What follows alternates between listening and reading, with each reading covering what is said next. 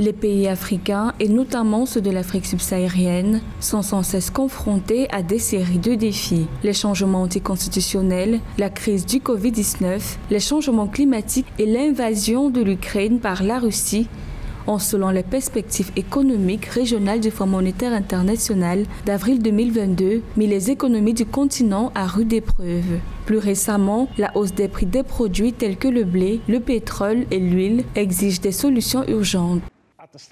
En début 2022, les pays de l'Afrique subsaharienne commencent à se relever des difficultés économiques qu'ils ont rencontrées en 2021 et 2022.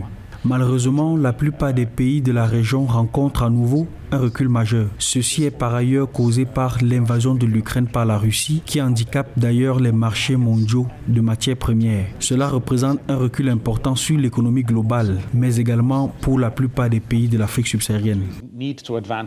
Pour pallier ce problème, le Fonds monétaire international suggère aux pays africains d'accroître la production locale de blé et de diversifier les secteurs économiques. Par ailleurs, les gouvernements devraient pouvoir implémenter des politiques anti-inflationnistes qui préservent le commerce et le développement du tissu industriel.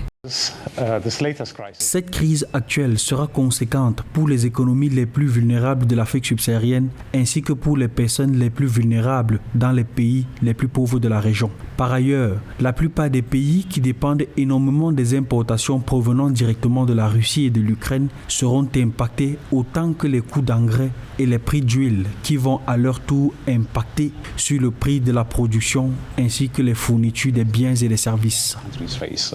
D'après la projection économique du Fonds monétaire international sur l'Afrique subsaharienne, le taux de croissance économique sera de 3,8% en 2022 et de 4,0% en 2023, quelque peu en baisse par rapport à 2021 où il se situait à 4,5%.